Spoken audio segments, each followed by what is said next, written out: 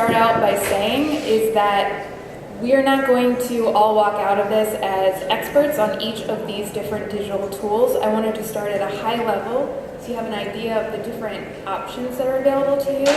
And then you can either come find me during the break, during lunch. I'd love to talk to you more in depth about these tools and how you might approach them individually, but I wanted to start by giving you a kind of a survey of a suite of options you have available to you. So we're going to start by talking about listening on social media. We're going to talk about an email tool called MailChimp. We're going to talk about Facebook. We're going to talk about virtual programs, and then we're going to talk about surveying. That sound good? Okay, so boring stuff first. Tools are really great. We have so many different types of digital technology that we can use. We want to first make sure that all of the tools we're using really help us achieve our strategic goals. We don't want to use some fancy new tool if it doesn't accomplish the purpose that we're trying to achieve. So thinking about what your key messages are, who your audience is, and what you want them to do will really help you guide what tool you're using and how you're going to use it. Another way to say that is, are you adding value or are you adding flashiness? Trying out something cool it's okay, but your staff time is valuable, your resources are limited. So you want to make sure that you're dedicating as much of your time in the best possible way as possible. So here's where your phones will come in handy. If you could pull out the browser on your phone and go to pollev.com/abla, you're going to see this poll. So I'll give you a few seconds to type that in on your phones so you can tell me what types of tools that you're already using, because that'll give me a better sense of how to talk about Google, how to talk about Facebook. So that's pollev.com/abla.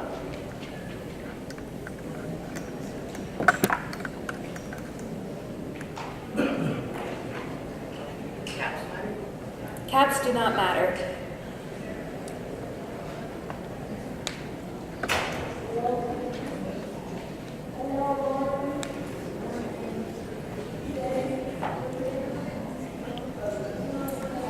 So we have, you'll notice as people are able to load up the survey and as they're responding, this is automatically updating. No hands, I'm not doing anything.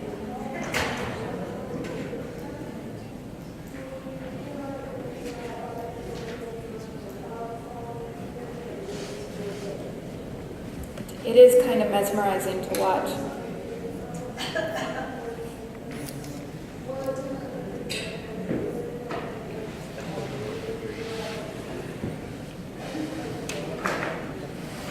So it looks like overwhelmingly almost 50% of everyone is using Facebook.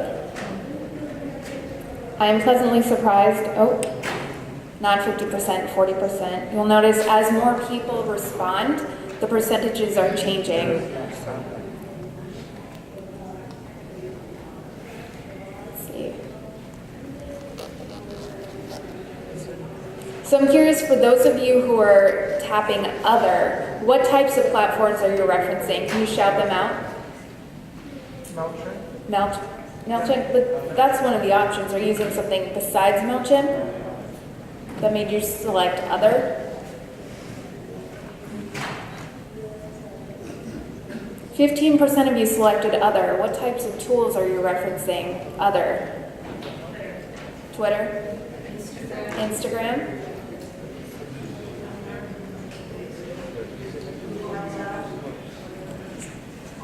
WhatsApp? Oh, of course. Whatever you use. All right. I'm going to move on, but I hope you can see that this is a tool called Poll Everywhere. It is slightly expensive, but this is a way that you can ask for audience feedback during some of your programs, and you can get live in the moment feedback like this. You can use clickers, something like that, to encourage real-time feedback. So thank you all for responding. Now that I know Facebook is the most used platform of the group in this room. I also know that there aren't as many familiar with MailChimp, so we might spend a little bit more time talking about MailChimp. So, we're going to start by talking about listening on social media. Social listening is the process of monitoring digital conversation so you can figure out a strategy that is tailored to your audience. That's a lot of State Department speak for pay attention to your audience, to the people who come into your centers, and figure out what their needs are. We can say, hey, I'm going to do a Education USA program, but we're not listening to the needs of our audience. We're not going to deliver the most effective programming for them. I hope you can read this. At the top is a tweet from I think he's a former White House official that says, readout of tonight's social gathering coming shortly. Spoiler alert, a good time was had by all. This is a tweet from 2014. President Obama was in Martha's Vineyard. He was on his annual summer vacation. There was intense speculation that he was going to meet up with Hillary Clinton. This was right after she had left the State Department. There's, are they going to talk about Hillary running for president? Everyone was very, very excited about what was happening. I believe Oprah was there. So much speculation about what type of fun hangout the president and the former Secretary of State were going to have. This photo on the bottom right is of the protests and the violence that started to happen that night in Ferguson, Missouri. And so as violence was breaking out, as the serious racial tension was exploding in Ferguson, the White House was tweeting this kind of light and fluffy message. And so it came across as incredibly tone deaf. This was someone who worked in the White House press office, who should have known, who should have been paying attention to the conversation that was happening. All of the White House press staff was very much interested and engaged with the violence that was happening in Ferguson because they didn't listen to the conversation before posting. They ended up posting this tone-deaf message and then had to go back and clean up. So, not to say that we are in the same position as the White House press team, but as we're putting together our programming, as we're putting together our digital programming, you have to consider what the conversation is and how our messages will be received. Oftentimes, I end up having to work with your colleagues in the embassies if there's an earthquake, if there's some kind of disaster, going in to make sure they don't have content scheduled on Share America articles about light and fluffy articles. We want to make sure that our messages aren't being received poorly. Is that clear? Yes? So one tool that you can use that can help you with listening is called Google Alerts. And this might be a little bit difficult to see, especially if you are in the back of the room. But essentially what you can do is you can enter in a search term. You go to google.com/alerts. And in the screenshot on the far left, you can see that I've entered in the search term Education USA Juarez. I've selected the language as Spanish. And so now what's happened is that every time there's a mention, Education USA and Juarez, I get a digest email with all of the news articles about it. So that's a way for you to be able to tell if people are writing articles about your centers, you can get it sent straight to you so you're not having to obsessively search on various different websites for that content. I believe in this case, Juarez was showing up very frequently because the ambassador had made a visit to the center, and so there was a lot of press coverage about that.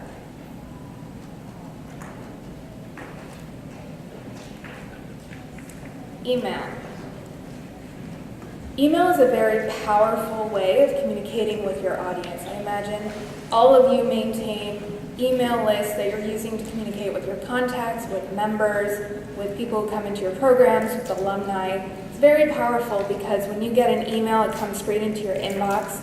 People check their email for all kinds of important things, so it's a powerful, direct, one-on-one relationship that you have with people. One thing we like to encourage is that you take a close look at your emails and how you are writing them.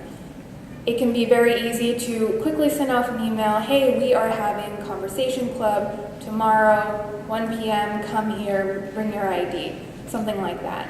If you think about optimizing that email, taking a close look at it to make an effective message, to understand what your audience needs, delivering a message written in a way that they will understand, will save you time and effort. So I'm going to ask you to pull out your phones once more, and the poll should automatically update. You could tell me what types of emails you're already sending.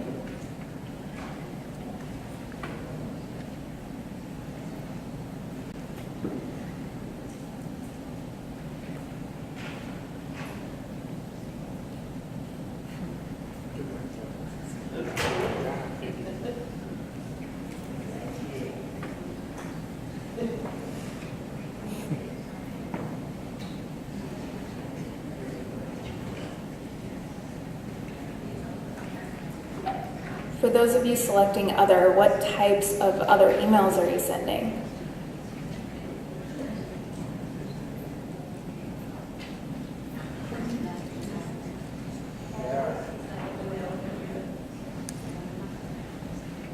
Or are we all just watching the bars change?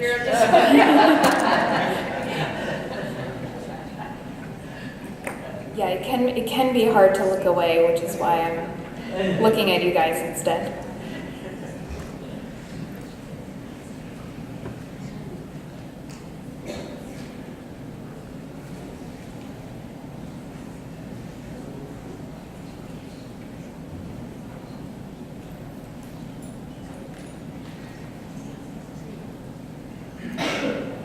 It looks like event invites and newsletters are in close competition. Which one's going to win?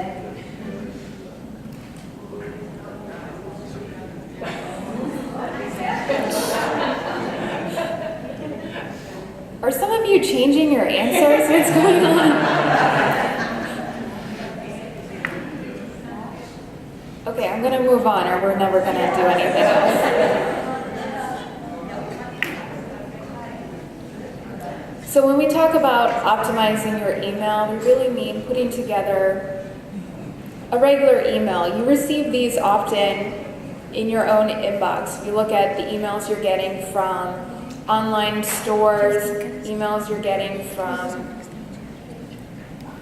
news sites, and any number of ways that any number of emails that you are subscribed to, they're often put together in a way like this. It's nothing crazy that you've never seen before. On the left here, we have an example from YLAG. On the right, we have an example from the Ben Franklin Library. And Laura can talk a little bit about how they've approached their newsletters at Ben Franklin Library. So we have been sending emails out for years and years and years and years. And last year we migrated to MailChimp. Our mail list, my outreach librarian was really proud. We had 14,000 people on our mail list. And when we migrated all of those people over to MailChimp, we realized when it was time for people to actually sign up and go to MailChimp, we went from 14,000 down to 4,000. So that was a huge learning thing.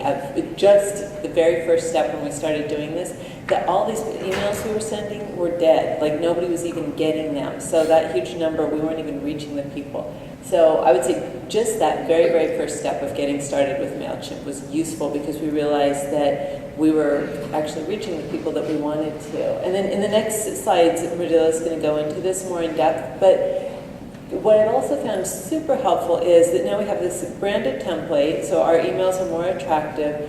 And we're able to look, here's our different events we're advertising. This is from a couple weeks ago. But we've got conversation clubs, movie nights, a concert coming up, and then we have links on those. So we're able to go in and look at the email and say, oh, you know what, our audience, the people that are getting our emails are the most interested in coming for conversation clubs. So all of that helps create this feedback loop of we're reaching out, we're advertising what we're doing, but it also helps us with our future programming. So I am a huge, huge, huge fan of MailChimp, and it's super easy and it's pretty affordable. So for our audience size, it costs us $50 a month. So, maybe some of you have your email open on your phones. Think about some of the subject lines that you receive from the various emails you receive. What types of emails, what types of subject lines make you want to open the email? I often will open up my inbox. I'll see something from all of the different stores that have my email address, from all of the online shopping, and you know they try really hard to get me to open the email and to buy. So it'll be like, hey, Mrudula, save 60% on everything today, or join your BFF, do this thing. So really what they're trying to do with the subject line is the first line you have to get people to actually open the email. So think about how you can make the content of your email, you can make it really succinct, short, 15 to 50 characters. How are you going to distill down why people should open that email? You're going to want to make it, MailChimp does this really cool thing where if you have your email list has a person's first and last name, you can customize it so the subject line will automatically display that person's first name. That's another way to make it seem less like a spammy blast email that you're sending out to thousands of people at once. It makes it feel like you send it to them personally, even if you haven't. Think about your messages. Oftentimes, especially when I'm working with your colleagues at the embassies, they will start to use State Department jargon in their emails. They will say, our A/S visited today. Nobody knows what that, maybe we know what that means, but our end audience has no idea what that means or what that means for them. So think about, maybe your audience doesn't know what a PNC is. Maybe you're using the acronym for your space. Maybe spell it out. Think about how they're going to receive the message. Try to put yourselves in their shoes as much as possible so that they fully understand your message. You also want to make sure that your email has a call to action. The newsletter is great if you're keeping people up to date on a bunch of different things, but write so if there's one thing you want people to do after they read your email, what is it? Focus your message to that point so that you can really get the most out of it. We don't want to send emails just for the sake of sending emails, right? We're sending an event invite, we want them to RSVP, we want them to actually come in. So then that tightens your language and tightens your message. MailChimp allows you to experiment with the format. Like Laura was saying, she now has a template that they use for all of your newsletters. As I showed earlier, that Wiley event invite was purely an image. You might use a design service like canva.com. Have any of you used that? It's really great. It's a drag and drop. It's canva.com. I left it out of this presentation because we're limited on time. We can only talk about so many things. But it'll help you design a really nice image that you can drop in the email. Maybe you don't even need text. The advantage of MailChimp is that it'll give you data, and we'll talk about that a little bit later, so that you can see if you've put in an image, if you used an image, maybe people can't read your image on their phones, and so they don't click through and they don't respond. Then you know that you have to stick to text. So that's mixing both, experimenting with your format, but also using that data to inform how you're formatting your message, if that makes sense. Analytics. MailChimp is really wonderful. I think for some of you, maybe sending out emails using Outlook, maybe you're sending them using Gmail, Yahoo, some other service. The disadvantage of sending through that is that you send it out and you really have no idea how many people have opened it. You don't know what they've clicked on. You don't know what time they've opened the email. You don't really have any kind of indicator unless maybe you have an event RSVP and you can track the amount of RSVPs. The huge advantage of MailChimp is that it'll give you all of these stats. You can see how many people have unsubscribed. That is managed separately, so you no longer have to manage an Outlook list of 2,000 people, which I have done myself, and it's awful. It'll tell you how the bounce rate means how many people, like Laura was saying, the email addresses are no longer valid. Ben Franklin Library's list went from 14,000 down to 4,000. So that can help you have a better idea of the true size of your email list and get better impact. So if you're thinking, oh, I'm emailing 14,000 people, but only 200 people RSVP to this list, you have a much better sense of scale of measuring your success.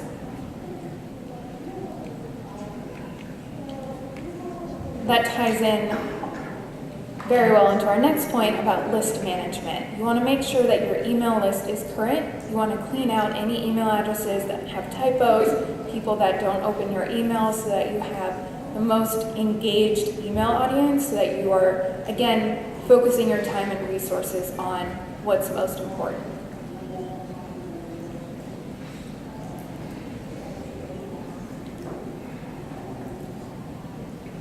So you might consider first approaching your newsletters. That's a pretty good standby where you can develop a template. MailChimp has a lot of different drag and drop features, and it's pretty easy to pick up and learn. You'll also want to consider doing a series of emails on certain topics. Are any of you on the email list for the YLI program? No? Do we know what YLI is? Am I using State Department jargon? Yes. It's the Young Leaders of Latin America Initiative. Young Leaders of the Americas Initiative, YLI. Thank you, State Department. Great naming. And so what they've done is they've developed this list of youth leaders throughout Latin America and have been messaging to them on different topics like entrepreneurship or connecting them to resources. So think about, for the different types of programming that you do, alumni, what types of information are they most interested in hearing? Maybe people who come in for conversation club, how can you engage them over time separately so you're not blasting out your entire list with the same content they may not all be interested in.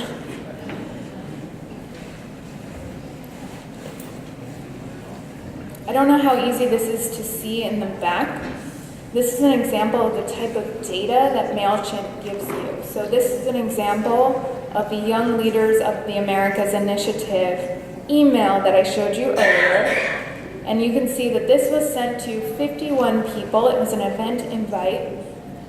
Down there it says the open rate is 82%. So we know for sure that 82% of those 51 people, I can't do math, opened that email. Of those people, 16 people clicked on the link.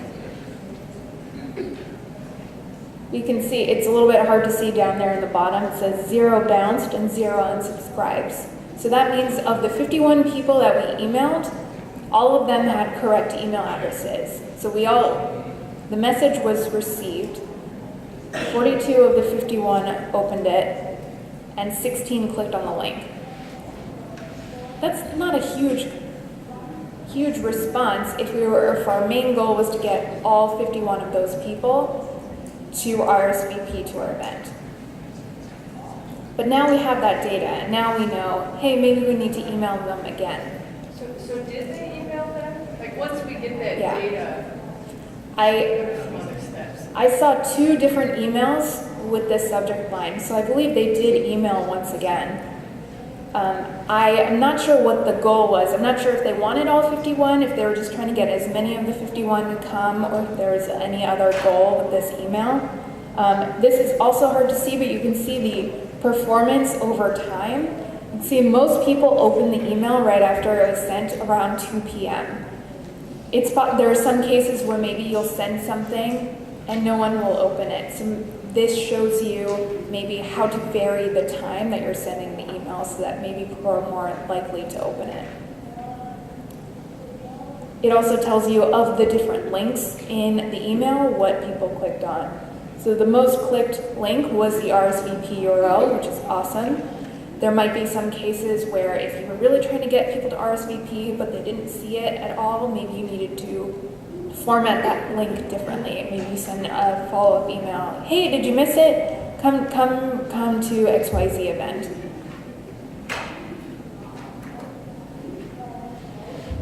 Any questions about MailChimp? It's very easy to set up an account at MailChimp.com. It's free to start out. I didn't want to delve too deeply into its interface because then none of us would ever leave this room. Facebook. I'm going to ask for your phones out once more. Tell me if you manage a Facebook page, contribute content to a Facebook page, or don't use it at all. And by don't use it at all, I meant professionally, not personally.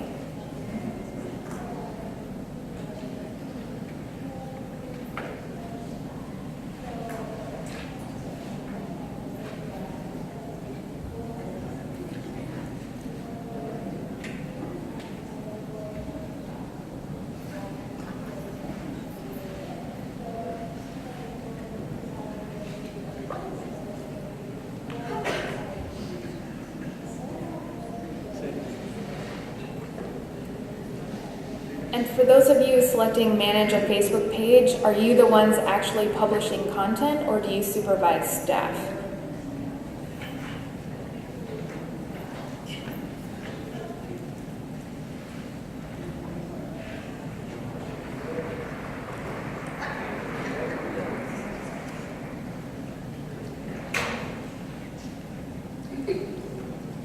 Okay, I think we're being pretty consistent. The majority of you seem to manage a Facebook page, which is excellent.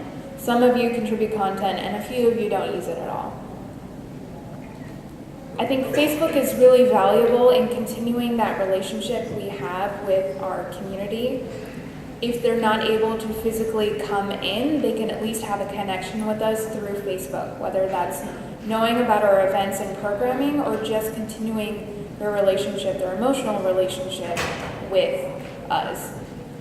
This is a quote from our Facebook marketing colleague. So she said, your Facebook goals should be the same as your offline goals, which is a very great thing to hear from someone trying to get money out of us, trying to get us to advertise on our platform. But we don't want to have a Facebook page just for the sake of having a Facebook page. We have a point, we have strategic goals that we want to achieve, whether it's in person or it's on Facebook. So everything we do on Facebook should drive our other goals. When it comes to producing content for Facebook, I think these 3 principles are pretty good to keep in mind.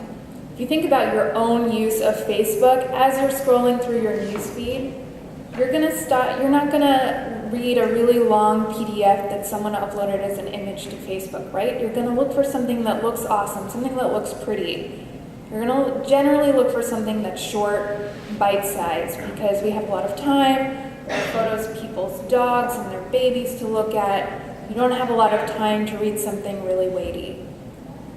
We also want to encourage sharing. So there are limits to how many people are going to like a Facebook page for a BNC, right? We're not going to get everyone possible in the city. Every single kid from 18 to 24 is not going to like our Facebook page, just to be realistic. But there are people who come into our programs, there are people who have a strong relationship with us who do like our Facebook page. We want them to share our content with their friends.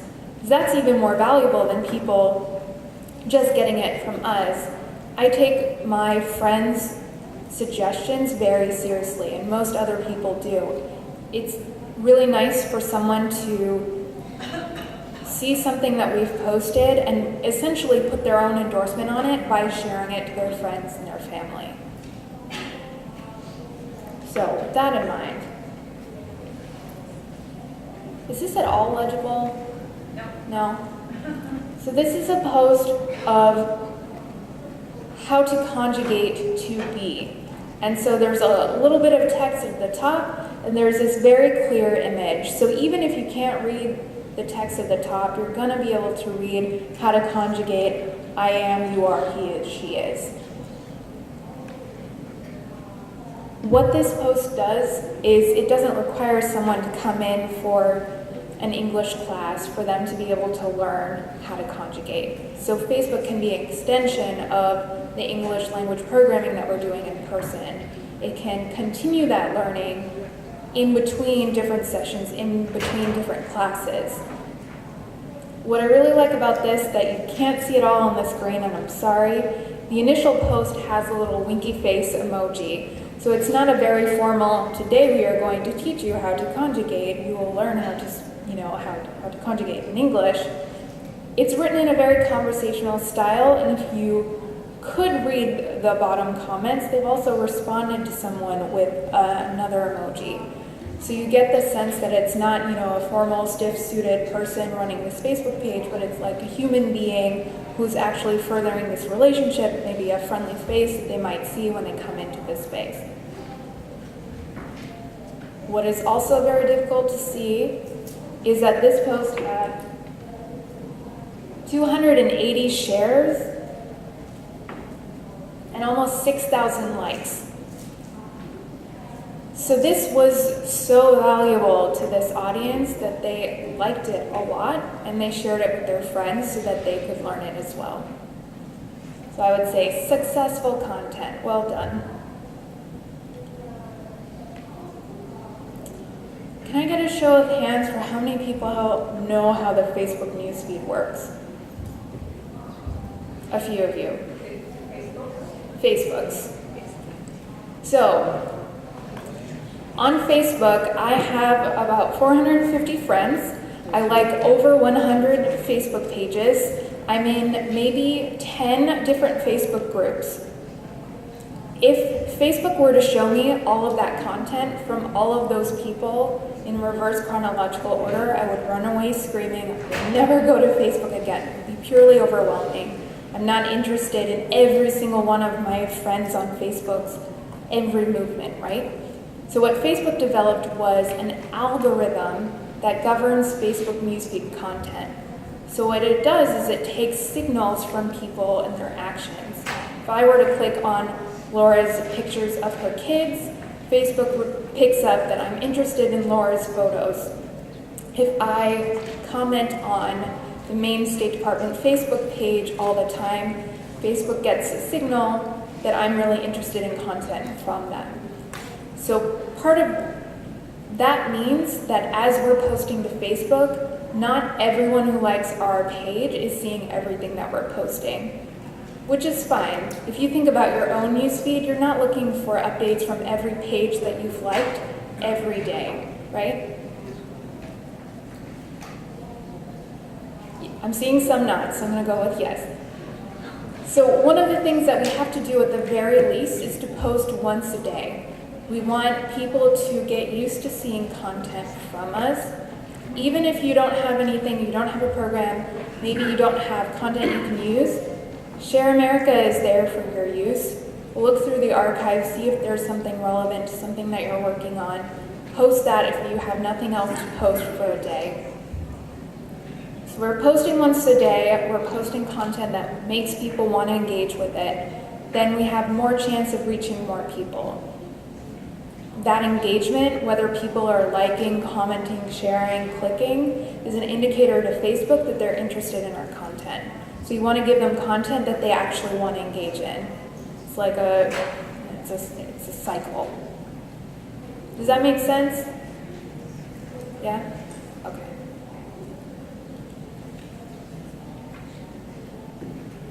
This is a post that you likely cannot read, but can you perhaps make out some of the text on the image? Yeah? I think this is a great example of designing something for mobile. The majority of your audience is going to be accessing Facebook on their phones, yeah? So as you think about, as you're scrolling through content on your phone, you might not necessarily read that large block of text at the top, but if you do, you might catch on the Education USA fair, that image has the date, it has the location, and it has the time. So if you don't read any of that text, you know exactly what to do. You have a general sense of what it is, and if you're really motivated, you can read the full text to get more details about the Education USA fair. And so this is something that was incredibly useful. This got 540 shares and almost 2,000 likes. And in the comments, of which there were 200 plus, a lot of people were tagging their friends to let them know that this was an opportunity that they could come attend. So it's tied to our foreign policy goals. It made people want to share this with their friends, and it was designed for mobile. Another winning Facebook post.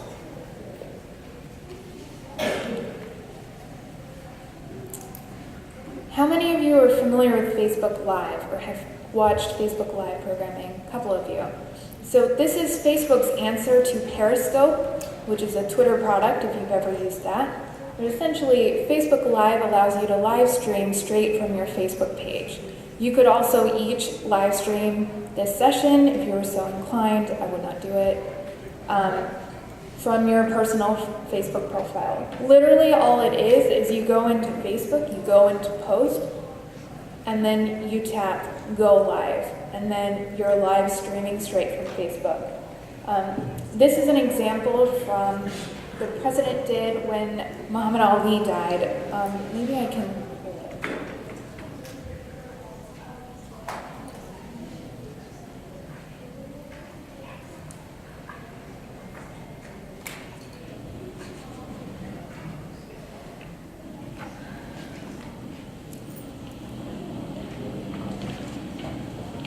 Hi, everybody. This week, we lost an icon.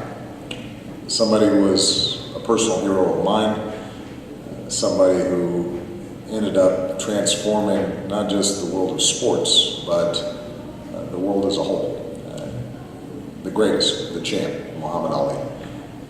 I know that during the course of this week, we are seeing this incredible outpouring of love and testimony about the impact that he had as an athlete in the ring, as somebody who was willing to speak out on behalf of issues of social justice, even at a time when they were not popular.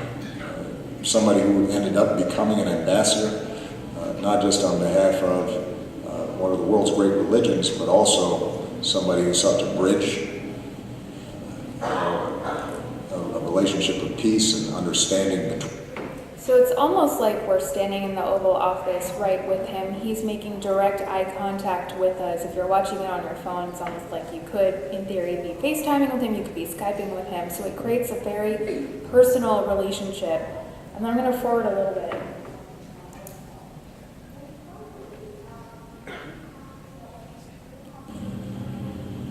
Coming up. But the reason it's so important is the champ gave his book. He's showing everyone his collection of Muhammad Ali memorabilia. And so now we suddenly have access to something that we would never otherwise have. It's done entirely through Facebook. They did have a very advanced connection, which is why the picture quality is so good. You might notice most of the other Facebook Live videos a little bit less high quality, but that doesn't take away from the experience. I think a lot of people really enjoy the kind of in-the-moment access that you get from someone standing in a room holding a phone. I think doing Facebook Live programs could be really interesting. I think you also need to consider what it's like for the audience. I would not encourage anyone in the back to Facebook Live this session at all, because all they would see, anyone who's watching it, would be in the back of the room. They'd see everyone's heads would definitely not be able to see anything on the screen. Maybe they could barely hear me. If you're doing a program, maybe you'll want to pull aside the main speaker and do a separate 10, 20-minute Q&A session with your Facebook fans where people who weren't able to come into the program can still get a slice of what's going on. I think a lot of times we'll say, hey, we have this great program, look at all of the photos, everyone is having a great time, but everyone who's on Facebook who maybe wasn't able to come in or you didn't have capacity, they're going to feel a little left out. So always think about how you can make your Facebook posts as inclusive of your audience as possible. And I can unmute this if you want to hear more about the Muhammad Ali stuff. Back to my office and see the champ and remember, he shocked the world and maybe I could too. When I won the U.S. Senate race, I took this same poster, the same photograph, and I put it in my Senate office. And I have always treasured this because it just reminded me that nothing is impossible. And you see the camera's a little shaky, someone's standing with an iPad and got a little tired standing. You never know what might happen. So I love this book. The fact that the champ gave it to me personally means the world to me. Second thing I want to show you real quick. Here's a pair of gloves from the champ. He signed to Barack from Muhammad Ali. So that is the private dining room off of the Oval Office, which we would never otherwise have any access to. And it's almost like we walked around the corner of the table with the president. So it's an enormous opportunity for you to give people access to things that they might not otherwise be able to experience.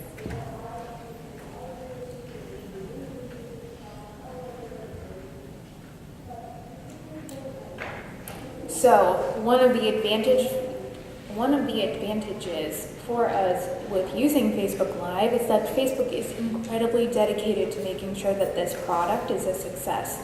So if you post something using Facebook Live, Facebook is going to make sure it shows that to as many people who like your page as possible. It is free of charge.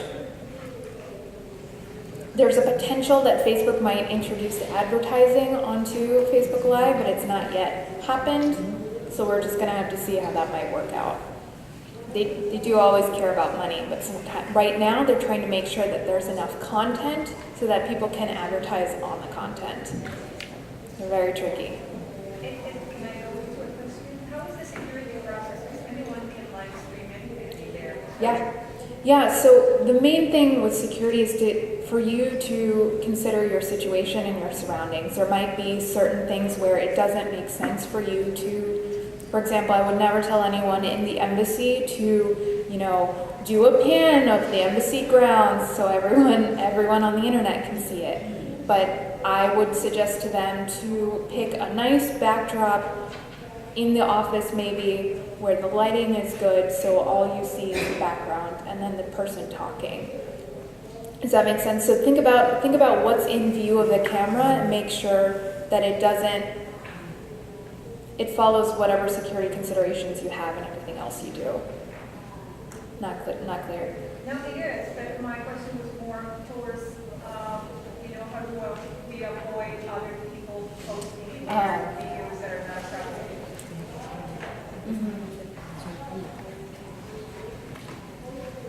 Good question. How do you prevent people from taking photos and videos as it is? Right? I guess I would align it with any other efforts. Maybe I know there are some places where people will have people check their bags and their phones separately. If you're in that type of space, then it would follow those guidelines. But it'll really depend on your own security considerations. I think I've not considered people coming into the spaces doing Facebook Lives, but that would be even greater if people are so invested in the program that they want to make sure that their online audience is participating in it and is participating in it as well would be really cool. Any other questions about Facebook Live? Another thing Facebook is incredibly invested in is Facebook native video. What that means is simply uploading the video straight to Facebook. Some of you might be watching Facebook videos right now as I'm talking. That's perfectly fine. I do it as well. What Facebook has done is they're trying very hard to compete with YouTube. They want that video business. As you can see, you might have noticed Instagram, Facebook, Twitter, pretty much everyone is incorporating more and more video. And so Facebook is trying very hard and has successfully made video the center of their platform. So one of the ways they do that is by making videos autoplay on newsfeed. You've all almost certainly been scrolling through, seen a video start to play, and then kind of stayed and watched the whole thing. Some of you might be doing that right now. It starts out as muted. So one best practice, if you're uploading a video on Facebook, make sure it has a caption so that if people aren't watching with the audio, they can still get a sense of what's going on in the video, and they might even unmute and listen to the whole thing. This is a screenshot, if you can't see it, of Ben Franklin Library sharing a video from another page about Michael Phelps that was captioned in Spanish, so if you didn't want to unmute, which I didn't, I could at least see that they're comparing Michael Phelps to Poseidon. Like Facebook Live, these videos are also more likely to show up on people's news feeds. So you want to make sure if you're posting a video that it's a good video, the audio is good. You don't want to just do a video for video's sake. A lot of people are doing Education USA advising Q&As, whether in Facebook Live, or they'll record something and then upload it later. So you're still addressing a specific need that your audience has, content that they want, or you're providing it to them in a way that they might actually watch it. Facebook also gives you some good analytics when you're uploading a video. It'll tell you how long people are watching.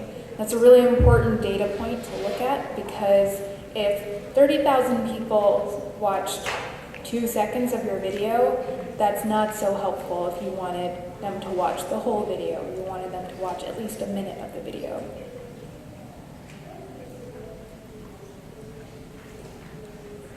Any questions about Facebook yet? Yeah, just a question. When you have people and you're providing content for people and they're watching a video, are you happy for them simply just to consume that content, or do you want them to go someplace else afterwards, say the website for your institution?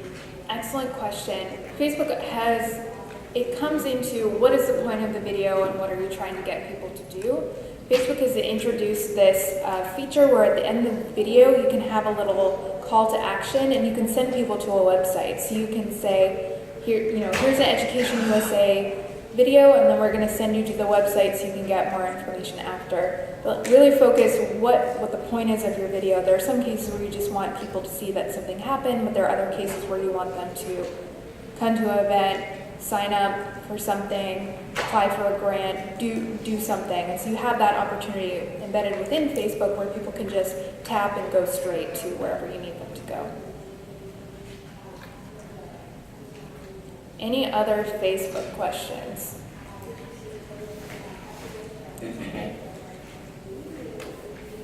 We're going to talk about virtual programs. I'm going to ask you for your phones once more. Have you run your own virtual program? Have you held a viewing party, or do you have no idea what I'm talking about?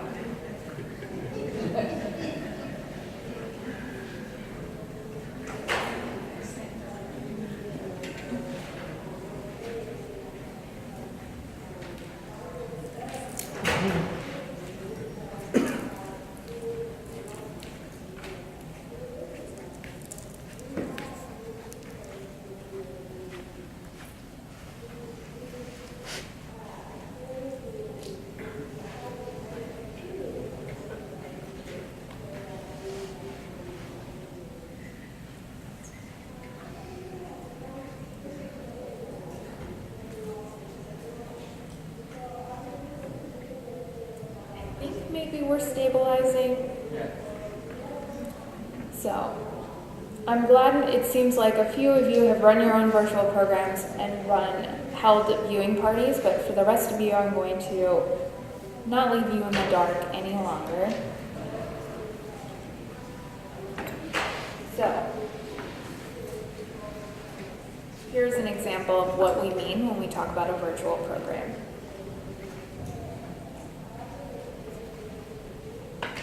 Radu, could I ask you the same question? Why did you decide to come to study in the US? Hello, everyone. Well, it was also a dream of mine to study in the US. Once I saw the opportunity to apply for a US study program, mainly global UGrad, I immediately applied. Actually, applied twice. Once, and then I didn't get selected in the second year. And I mean, I knew the U.S. education system is one of the best in the world, and I knew I would be able to get a top-notch, world-class education and experience and insight from professors, from the academia, and from the people I'll meet there. So that was an example from an Education USA program. You see, we had connections from people in our studio in Washington. And I think what was most valuable was we had an alumni talk about the impact of him studying the US, which is way better than having those people in suits at a table in Washington say, here's why studying in the US is important and will be helpful for you. The mechanics of this, these people were connected by a Google Hangout. And so we were able to bring in people in Washington, and I believe that guy was in Moldova. Connect those people and then have people from numerous other places watching this conversation. So we're able to not have to use travel money, not have to deal with speakers and per diem and their needs. You can pull everyone together using a completely free platform that can expand our reach. We don't have to have people come in person to see what's going on.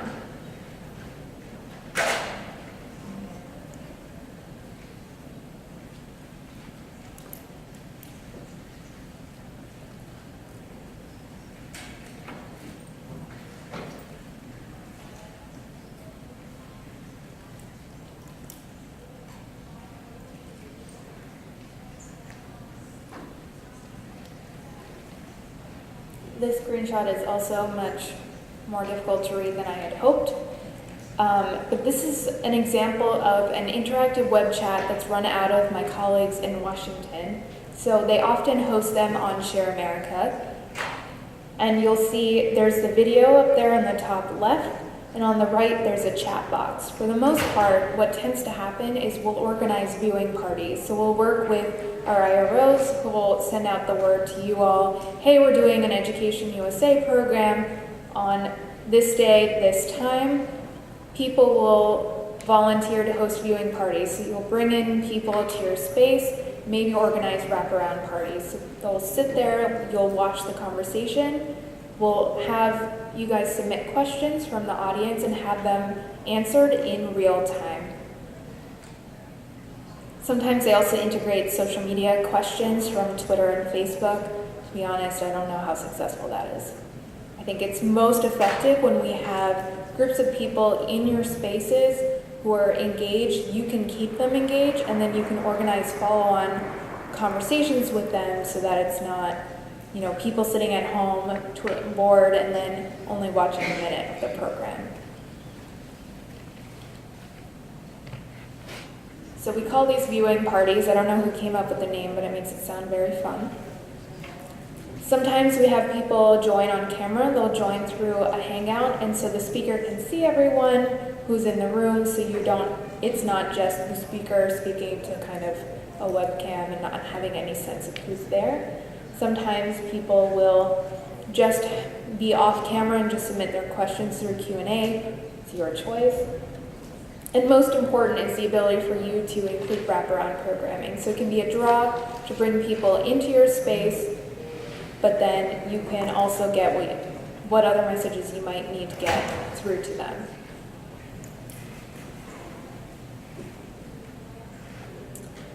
Yeah? What do you mean by wraparound programming?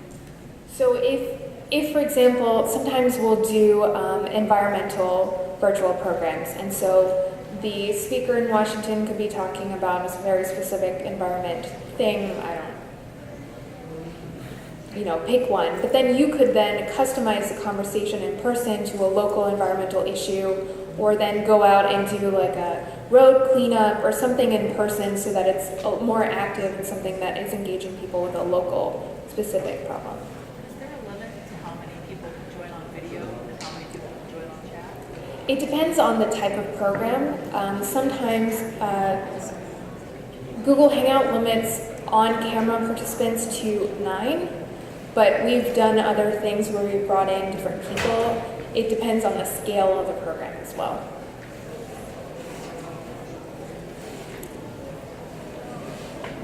Can someone who's organized a viewing party give an example of the type of program you participated in and the type of wraparound programming that you did? Danny? Can anyone who's participated in a virtual viewing party, the viewing party was in person, anyone who's hosted a viewing party and scheduled wraparound programming, can you give an example of the type of thing that you did for everyone? Yeah? We did an activity with the embassy for the consuls, for Americans that lived in Colombia that hadn't been in touch with the embassy for a long time and had a lot of questions about taxes, etc.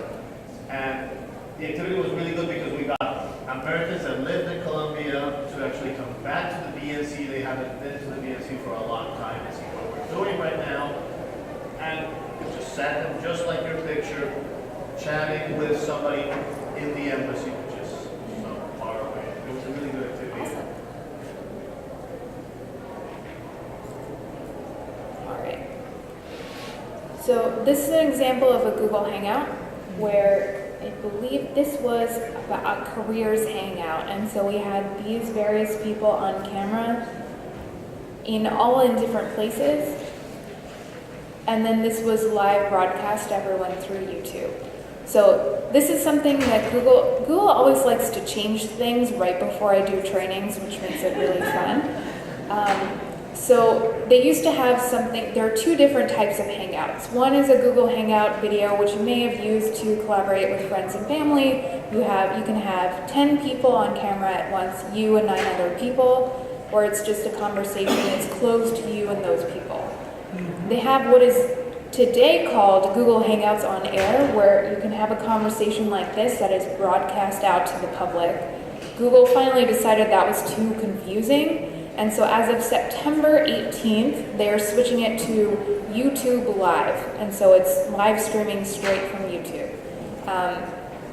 I tried to get more clarity so I could tell you more about it in detail, but they haven't made the changes on the interface, so I can't tell you what it's going to look like, which is great. So the key takeaway, though, is that you can broadcast these conversations through YouTube so that lots of people can see it and not just 9 people, if you need. Sometimes I know people will use a Hangout just to connect people in the various centers. Maybe some of you want to collaborate on programming, so you'll all get on a Hangout. You don't need to broadcast that to everybody if you have all the people in your centers. There are a lot of different ways that you can use the technology.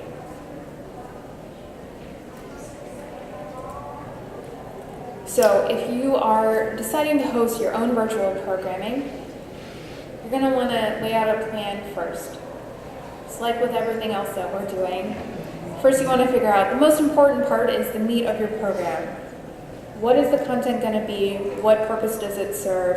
Who is your audience? Once you have that set, then you can figure out your technical requirements and your equipment needs. For a lot of it, you just need a laptop and Google Chrome and a plugin that takes less than 30 seconds to install. It's pretty simple. But you also want to make sure, let's say if it's a large room like this, you want to make sure the speaker is close to the mic. You want to do a test to make sure your Wi-Fi signal is high enough, the lighting is good. So we always recommend a test first. Then you want to think about how you want the flow to work. Our interactive team in Washington often puts a script together where everyone is on the same page about how the program is going to flow. There are other times when people will simply do maybe an Education USA advising session. So that's a little bit simpler because we're all used to the same flow, whether we're doing something on a Google Hangout or if we're doing something in person, we typically have the same kind of pitch, so that might require a little less structure to your program. You want to make sure you have the roles of everyone who's involved ready. Maybe someone's in charge of moderating the questions. Maybe someone's in charge of making sure the speaker's okay and the lighting is good and their hair looks good. Just make sure everyone knows what they're supposed to do. After your program's over, you might have a great 45-minute long video.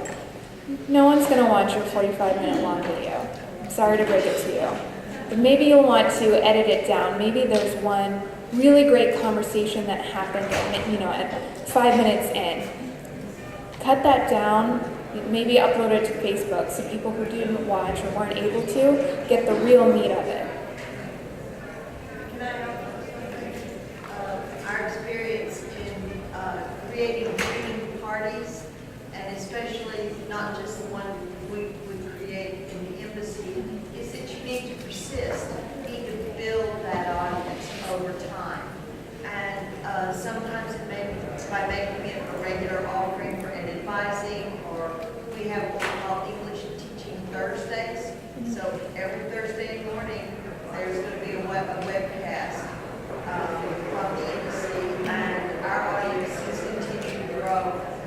We did it with the commercial team in Lima, and eventually established viewing parties around the country. It was a monthly event. So, but persist. You may not get your viewing parties set that first time, and you have to be.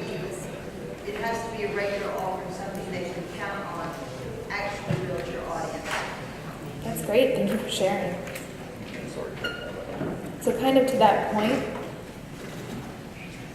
once the program's over, the conversation isn't over. We still have Facebook, we might have WhatsApp, we might have Twitter. Continue that conversation because you want to still engage people on that topic, whether it's through a regular series of programs or it's through Facebook posts, whatever. You decide what's best for the topic.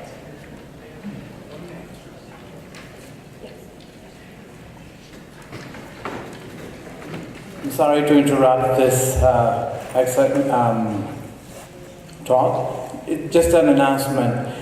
The people that were invited by Rice University from Education US, please go downstairs to the lobby because the buses and the president of the university is waiting for you. People were invited one by one. If you receive that invitation, please go downstairs. Thank you. Go on.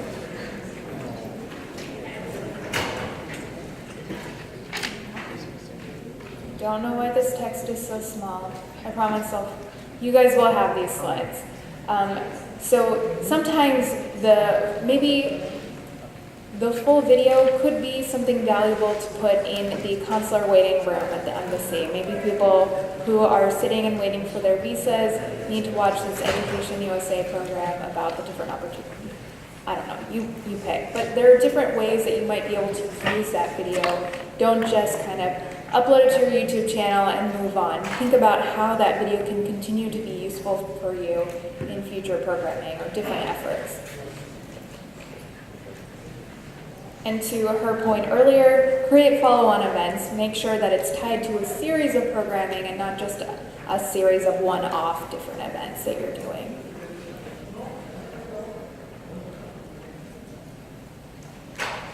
Online surveying. We're going to go back to our phones. Do you like Poll Everywhere?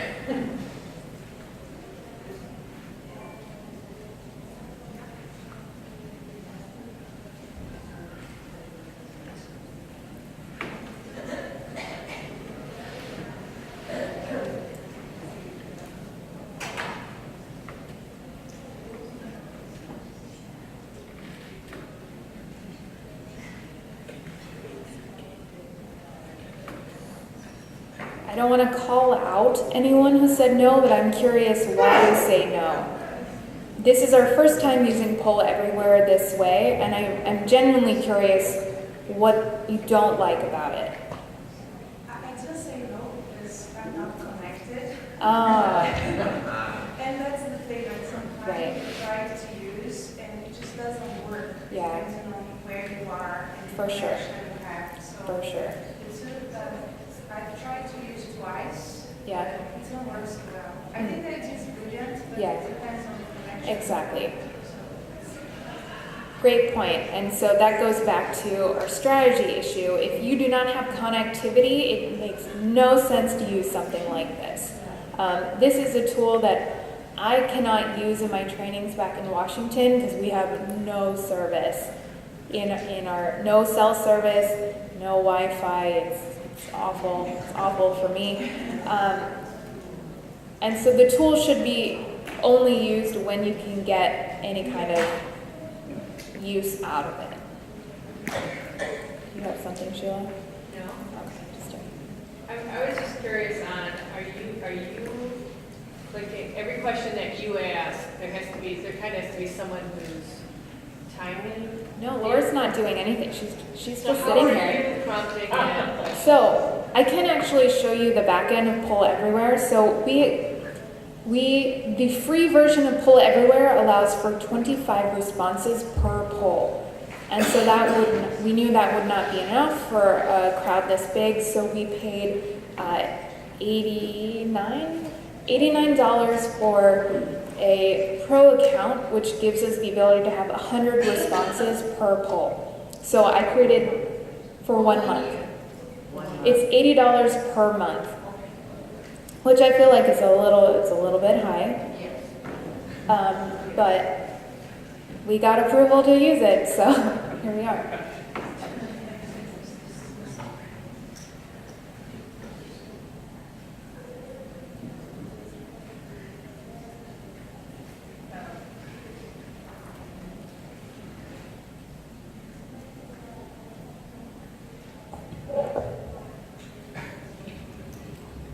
So this is the back end of Poll Everywhere.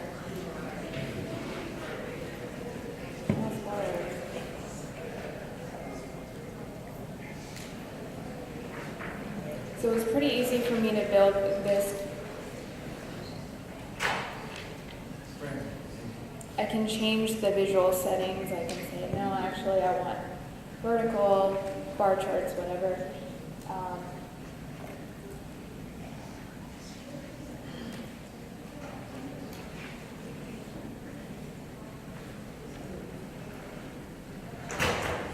See over here the numbers of responses. So I can see that you guys were really excited and gave me a lot in the first one, and over time you've been giving me fewer answers, which is fine, but also that's a measure for me that maybe I'm doing too many polls, or maybe the questions could be better, but that's a point of feedback that I can take.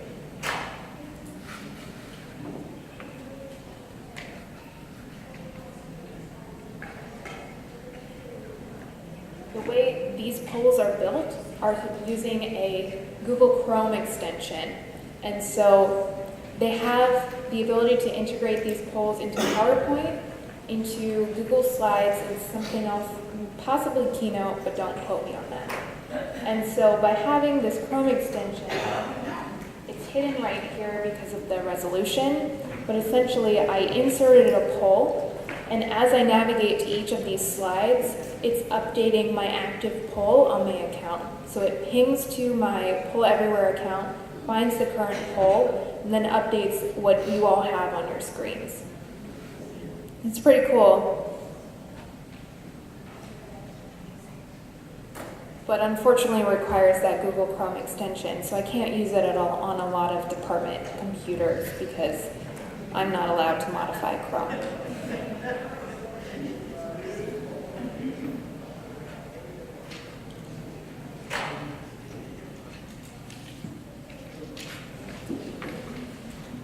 So, for those of you who attended my talk the other day, and when I was going through kind of the priorities for the Office of American Spaces, one of the things I said was that in 2016 now we're focused on the evaluation and looking at the impact of the American Spaces program. And so how that gets to you all is, part of that is with doing surveys. And so there's kind of two different ways to look at the surveying. So on the interactive side, it's what we've all been doing throughout this program. And there's great online tools like this Poll Everywhere, though we just talked about it. There's some drawbacks with that. You can also buy clickers. Do any of you have like a clicker set that you can use at your BNCs? Have you ever? Do you want to say a few words about how you've used it? And When we have a slice, oh, clickers like that. No, I'm talking about audience clickers. So everybody in the audience gets a clicker. And so you do the same thing instead of we're all doing it on your phones, but you have a clicker. So we just bought those for my library, and we did a joint program with colleagues in another section, and we had somebody coming to talk about careers in science and technology fields for girls. And it was really useful for us to get real-time information as to the program and how people were feeling about the speaker and what they wanted to do with their future. It was teenage girls. And so we started at the beginning of the program and asked them, are you interested in career in science, technology, engineering, and math?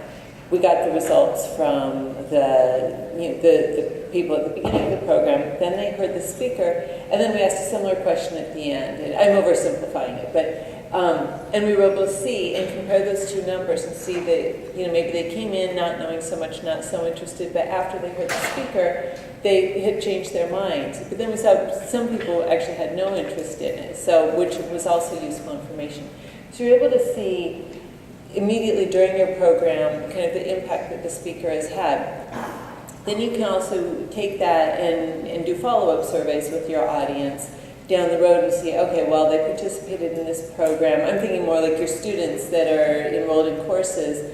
Maybe they feel like, yes, they learned a lot by learning English. But how about like 6 months down the road, if they were taking English to learn how to get better skills so that they could get a job, were they successful in getting a job, or were they successful in getting that promotion? So it's really helpful for all of us to assess the impact of what we're doing in the work that we do. So in addition to doing the interactive surveys, there's also impact surveys. And with that, so there's some fantastic tools out there. There's Typeform, SurveyMonkey, more online tools that you can use. And this is a survey. We have Ad America, which is another American space. It's in Jakarta, Indonesia. They've been around for about 5 years now, and the Department of State has invested a lot of money into that. And so it's now at a time where we really want to see these people are coming through all the time. We spent all this money. What's the actual impact that it's having? And so they developed this survey online, and they ask a variety of questions. One nice thing about Typeform is that you can embed it on your website. So this is straight on the Ad America website where people go for all kinds of different things, and doesn't require you to have their email address, send them the link to SurveyMonkey like some of you might otherwise be doing. I really like Typeform because it has a modern, fresh design that works on mobile. If people have the link, it works on desktop. It's really fast, and I could be shallow, but because it looks pretty, I'm more likely to fill it out, and I would say it's potential that some of our audience would also feel that way. So as you scroll down, you can see they've asked, how often do you visit Ad America? How did you learn about events here? Really like this question. Before coming to Ad America, what would be one word you would associate America with? So then you have kind of a baseline that you can ask. And then after coming in, do you have a different word?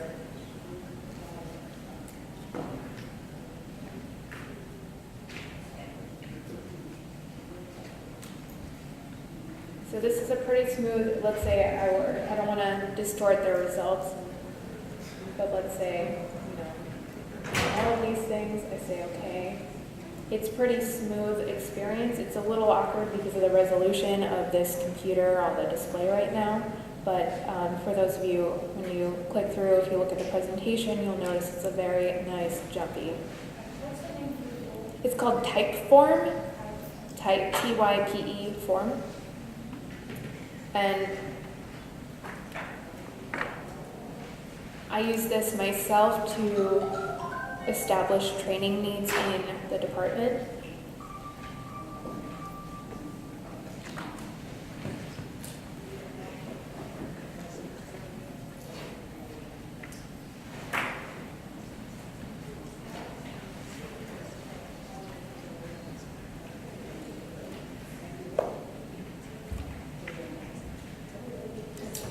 It's always in a training when the tool doesn't want to work with you.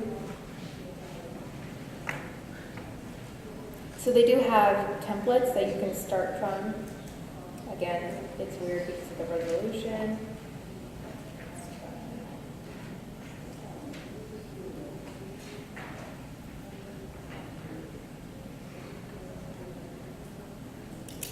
So let's say you were doing a registration form. It's written in a conversational style, so you don't necessarily have to do all of the hard work. What's your first name? And then you can have people register. But I like Typeform because it's a drag and drop, click and create. We use SurveyMonkey as well in my office, and SurveyMonkey is incredibly powerful, but I have often had difficulty exporting the answers because even I, as a digital, in theory, expert, like click the wrong thing and always export the wrong data and typically do it 3 different times. So depending on the complexity of the survey that you're doing, maybe if you're doing something quick immediately after a program, you might want to use something like Typeform. If you're doing more serious impact reporting after 6 months, trying to get a deeper sense of how your audience is responding to your programming, you might want to use something like SurveyMonkey that gives you incredible detail and incredible nuance.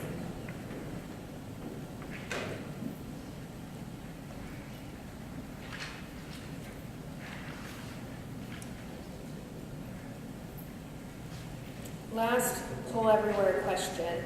What digital tools will you be able to implement when you get back to work?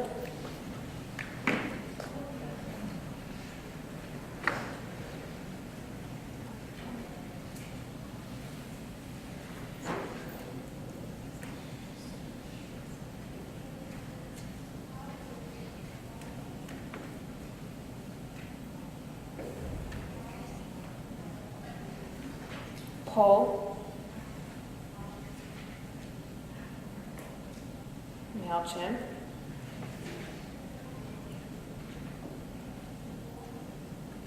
Facebook poll everywhere, Facebook Live, MailChimp. You know, I thought this view would like scroll across the page. Things for me to learn. This poll everywhere, Typeform, all of them, perfect. Live stream, Google Hangouts. Excellent. The poll seems to be more popular than I anticipated it being.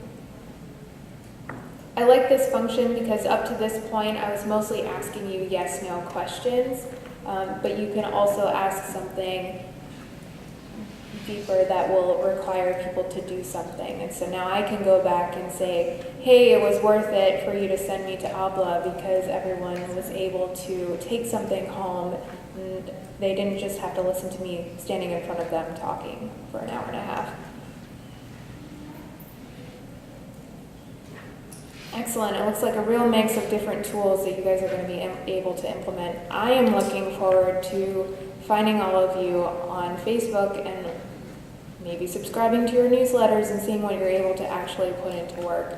I think a lot of these things are things that you can implement almost immediately when you get back home or you can get started. It's not like it takes months and months of planning. Maybe some of you have started to do something while we're talking right now, and that's really exciting. So I think we are excellent on time, so I'm happy to answer any more questions or go more in depth into the tools since I think we have 10 minutes.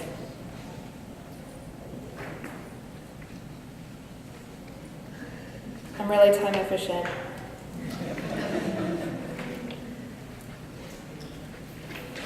I could also play that Obama live stream longer if we want to watch that. Yeah. I just wanted to just to share an experience that we had using a program similar to Google Hangouts, where we wanted to discuss something about teacher training and about an initiative that we had. And we were able from the center to broadcast out to groups of people in other places, and they had side conversations. And then we came back and had a group conversation. So you had used the word conversation, which really resonated with me, where you could actually have conversations with colleagues and in different places. And it really brings the group together, and you're really all on the same page, and an idea from way over here is suddenly way over there in a moment. And people are really brought together and collaborate. And it's we've experienced ourselves that it really works. That's awesome. What tool were you using? We were using, I think we were using WebEx. Okay. Yeah, I just used Google Hangout as one example. There are so many different tools out there. We use something called Zoom, which allows people to come in using Google Hangouts. They could dial in through the phone, they can call in through Skype. It's pretty flexible. But depending, Google Hangouts tends to be the simplest. Google Hangout or Skype, sometimes if you're doing a one-to-one connection, are typically the ones that we see most people using. Yeah. Since we have a few minutes, I don't know if you want to show Canva.com for you. Oh, excellent. I use it in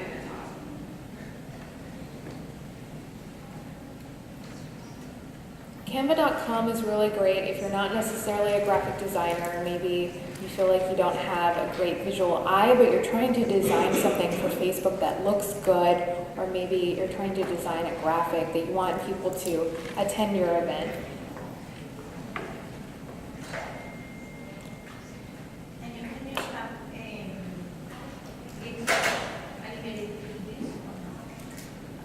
No, Canva does not do GIFs, but we can talk about GIFs.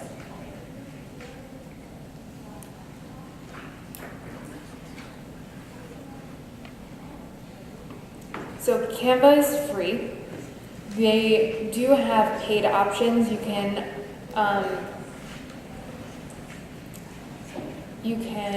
use different images that are higher resolution that will try to get you to pay for them, or you can just use images from the Smithsonian. You can use content from Creative Commons. You can use content from for those of you who came to Sheila's digital collections talk yesterday, the IIP Flickr account. There are all kinds of different places, so I would not encourage you to buy images or designs here, because you can do a lot with what's free.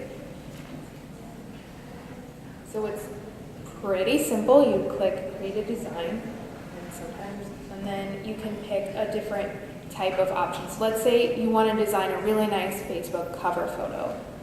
So you click on this, and the advantage is that it already knows what the size of the Facebook cover image is. So you don't have to go Google it, try to figure out what are the dimensions for this image, how do I create something that looks good in this kind of rectangular shape.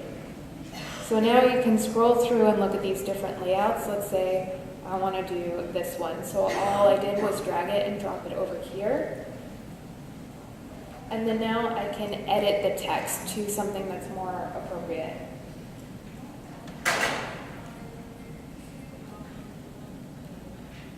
Now, I don't have a restaurant, so maybe I want to just delete these. It's like forks or something. You just click the trash can and it's gone. So you can kind of adjust to whatever you need. You can click over here on the left to different types of elements. So let's say maybe you were looking for a shape. You can drag a circle over, you can do whatever. So there's incredible flexibility here. You can kind of get lost and do all kinds of things.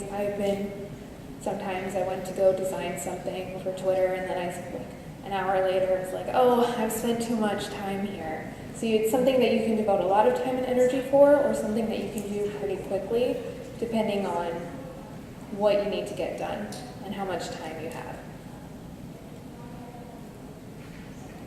You can modify text.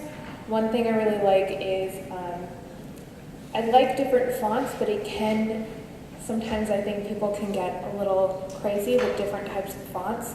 So their graphic designers have done the hard work here already in picking these fonts, so you don't necessarily have to do a whole lot. They've done the hard work here, and you can just fill in your name or your text just by dragging and dropping. You can upload your own images. Here you'll see I have a lot of really appropriate photos in here. If you have images of your space, you can save them in your account so you can pull them in and drag them and drop them whenever you need to. And it's free. It's wonderful. We were looking into this for our library, and I think it's up to, like, you can make, like if you had a handbook or something you wanted to do, I think it's up to like 30 pages is free, then you start paying again, but it's, I think for a lot of our purposes, it's free and fabulous. Any other last minute questions, things you'd like to see more of?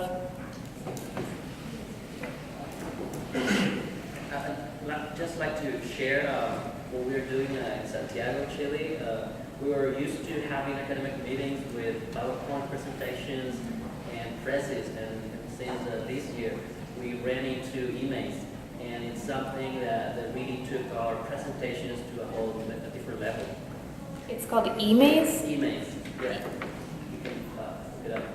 What it does is it actually, you can import your own PowerPoint presentations and have them in a more interactive way, and also 3D animations. So it's really awesome.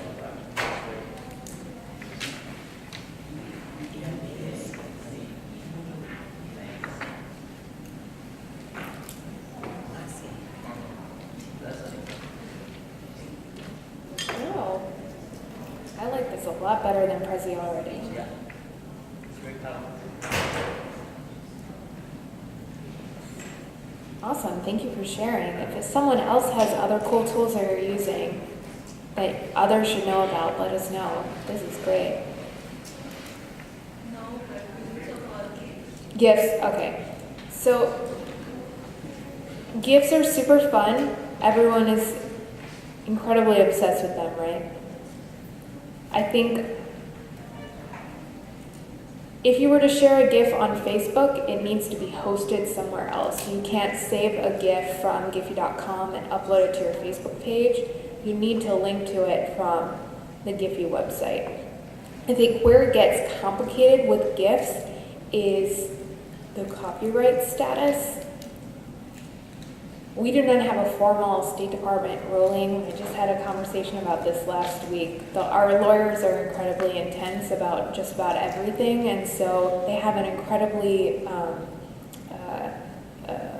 out-of-date viewpoint, I think, on GIFs and whether or not they fall under fair use or not. I think if you were to look at the Giphy website, a lot of times the GIFs are not necessarily sourced towards who created them. I think that's a shame. It's like, I don't know, GIFs are kind of in a nebulous territory for me. I love them personally, but when it comes to using them officially, I think it gets harder. A lot of times when government social media people talk about GIFs, they talk about creating GIFs out of content that we do own. So if you've ever seen, the National Archives has a really great Tumblr account. I think it's called Today's Document. So the National Archives is not necessarily the most buzzy U.S. government organization you can think of.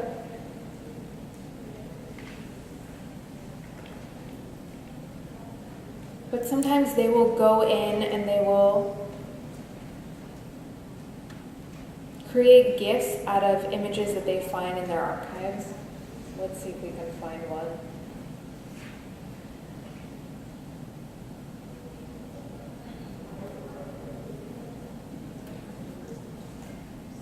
Of course, I'm trying to find one that I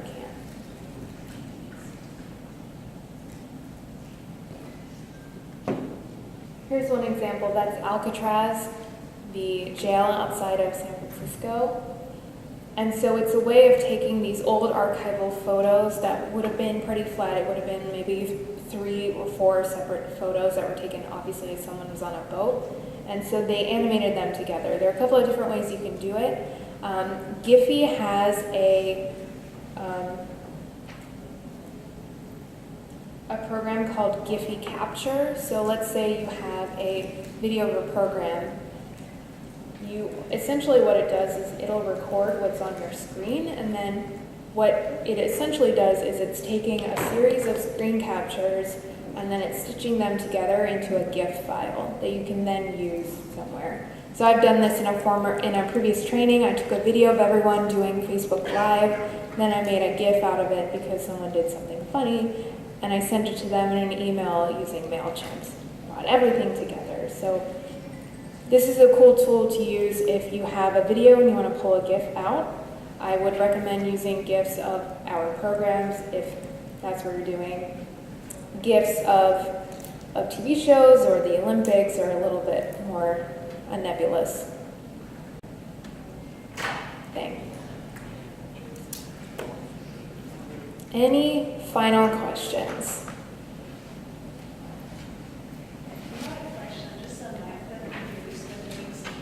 Yeah? Oh, yeah. Yeah. Yes.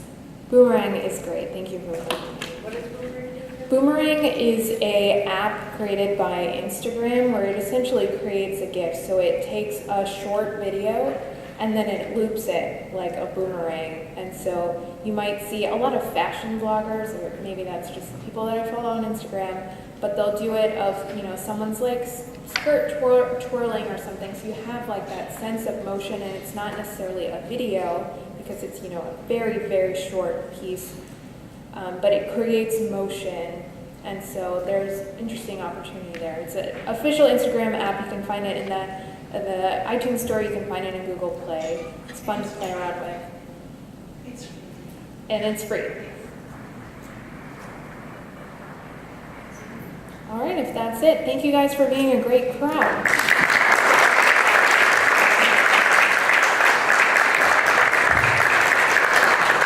On behalf of the ALA Convention 2016, we would like to thank Laura Kaspari, here with special diploma, Mrudula Venigalla. Hope I pronounced it. Okay, I'm sorry.